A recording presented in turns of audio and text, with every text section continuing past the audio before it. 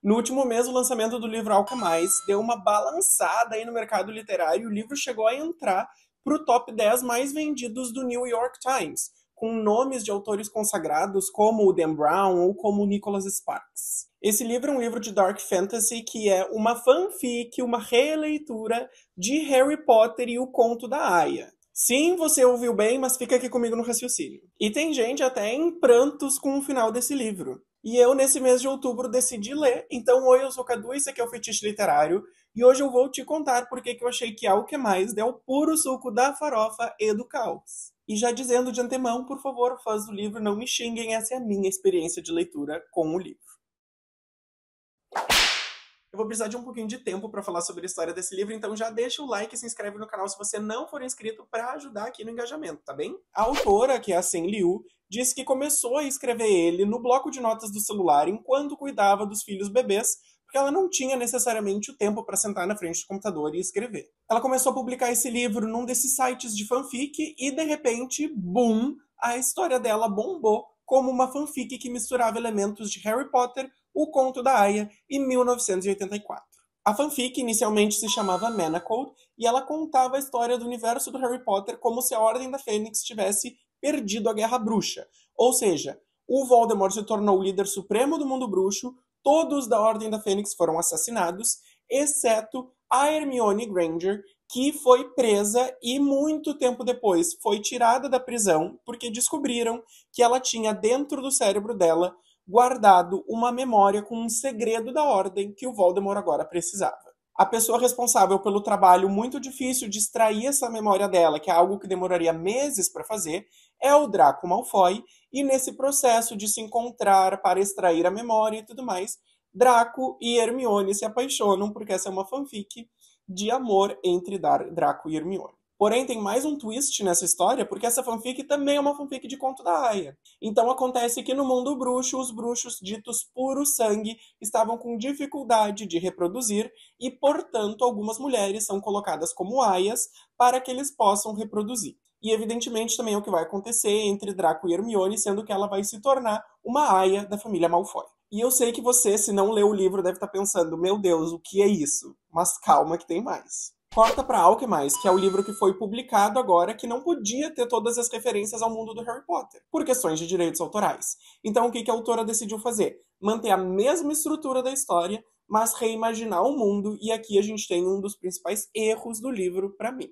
Em Alquemais, a nossa personagem principal é a Helena, pegaram aí Helena, Hermione, Helena, Hermione, que está sendo retirada de uma prisão depois de anos, porque ela participou de uma revolta que falhou e descobriram que ela tem uma memória muito importante guardada no cérebro dela, que precisa ser extraída por um dos grandes nomes da necromancia, que é o Kane, que seria o personagem equivalente ao Draco Malfoy nessa história.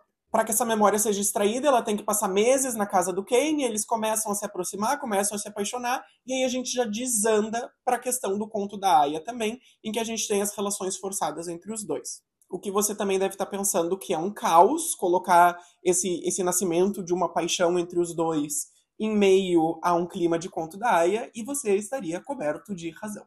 Como não dava para usar o mesmo sistema mágico que o Harry Potter também por questões de direitos autorais, a autora vai criar um sistema de magia novo, que é mais baseado numa questão de alquimia, ou seja, de química, de magia que envolve a vida e de necromancia, que é a magia que envolve os mortos. A Helena utiliza vivimancia, que é a magia da vida que ela utiliza para curar, ao passo que o Draco usa necromancia, que é a magia que utiliza, né, os mortos. Ele é comandado, inclusive, pelo Necromante Supremo, que é o nome que nessa história tem o que seria o Voldemort, que traz de volta as pessoas à vida para que ele se mantenha vivo, como se fosse uma coisa parecida com os Horcruxes. O Necromante Supremo quer que a Helena volte a lembrar dessa memória importante da resistência que ela tem, e ele encarrega o Kane, que seria o Draco, de fazer isso. E assim, tem muita gente falando bem dele, principalmente no TikTok, dizendo que chorou, que se emocionou e tudo mais.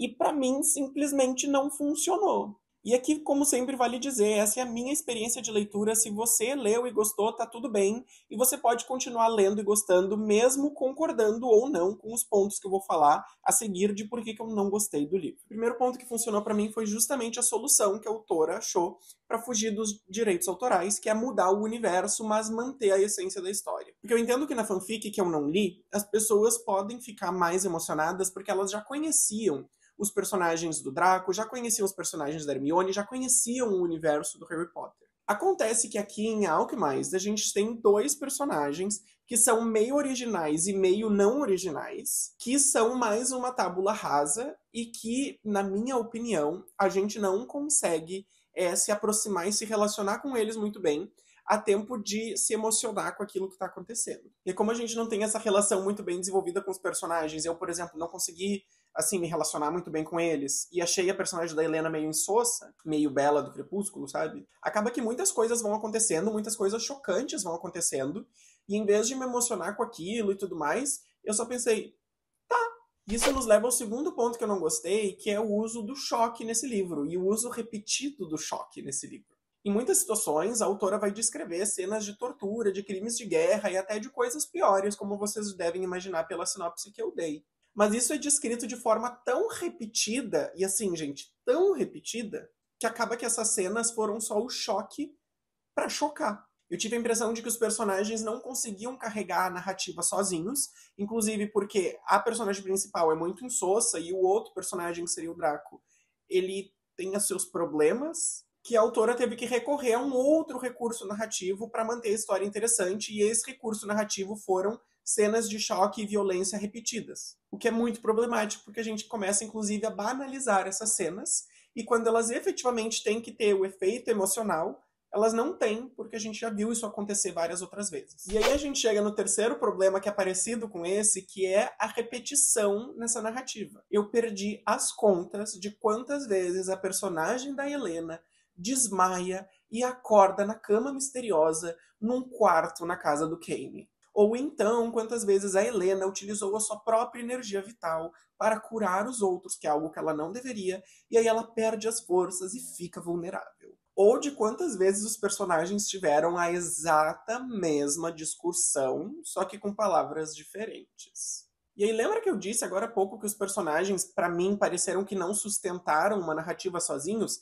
É justamente isso. A gente não tem muita variedade, muitos recursos narrativos diferentes aqui sendo utilizados nessa história. A história não se segura sozinha se não for o choque e o plot twist. E aí a autora vai repetindo esses poucos recursos narrativos que ela usa, e acaba que é um livro de 900 páginas que podia ter pelo menos 200 a menos. E aí a gente chega no último ponto que eu não gostei desse livro, que é o motivo pelo qual eu menos gostei, que é uma questão de ritmo. Além de a história parecer não andar e de ter essas cenas repetidas e tudo mais, tem um outro problema que eu acho que a autora dosou muito mal, a relação entre as cenas do presente e as cenas do passado. Porque até 35% desse livro a gente tem cenas do presente, que a Helena está se dando conta que ela começa a lembrar de algumas coisas. Quando a gente tem uma revelação importante do que ela lembra, a gente é jogado para o passado.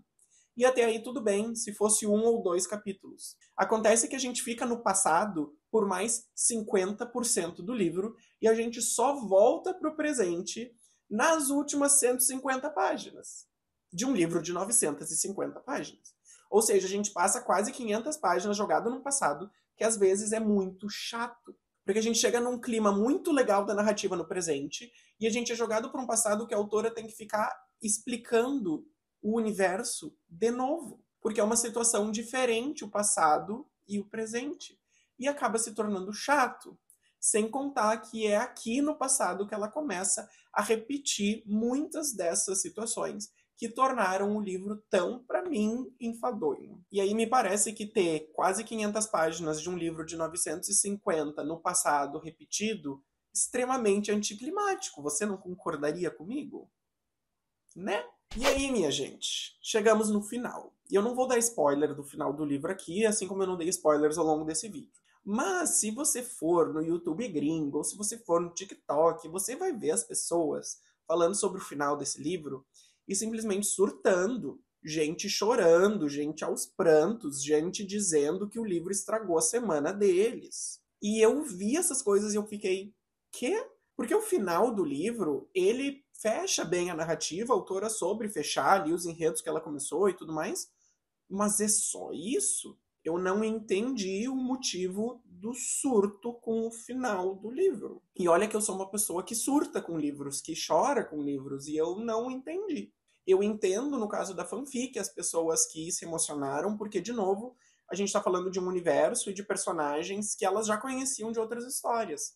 Mas aqui que a gente tem, teoricamente, uma história nova, eu não acho que nem a história, nem os personagens, nem os recursos narrativos foram profundos o suficiente para eu me sentir, assim, pessoalmente ligado com esses personagens e ter um chororoco por causa disso. Inclusive, eu acho que isso resume o que foi o livro para mim.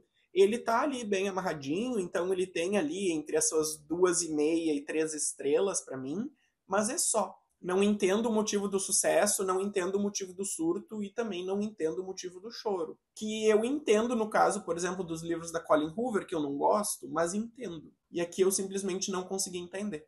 E é isso. Não me odeiem, por favor, fãs de Alchemist ou fãs de Manacled, que eu não li. Foi só a minha descrição de por que o livro e a narrativa não funcionaram para mim. E tá tudo bem se funcionou para você, tá? Não estou invalidando sua experiência de leitura, estou dizendo que para mim não rolou. Tá bem? Bom, pessoal, foi esse vídeo. Eu espero que vocês tenham gostado. Comenta aqui comigo se você já conhecia sobre esse livro, se você pensou em ler ou não quis nem ler. Não esquece de dar um like nesse vídeo para ajudar no engajamento e se inscrever aqui embaixo se você ainda não é inscrito no canal. E não deixa de seguir as redes sociais que vão estar linkadas aqui embaixo para não perder nenhuma atualização sobre os vídeos aqui do canal. Até o próximo vídeo e tchau, tchau!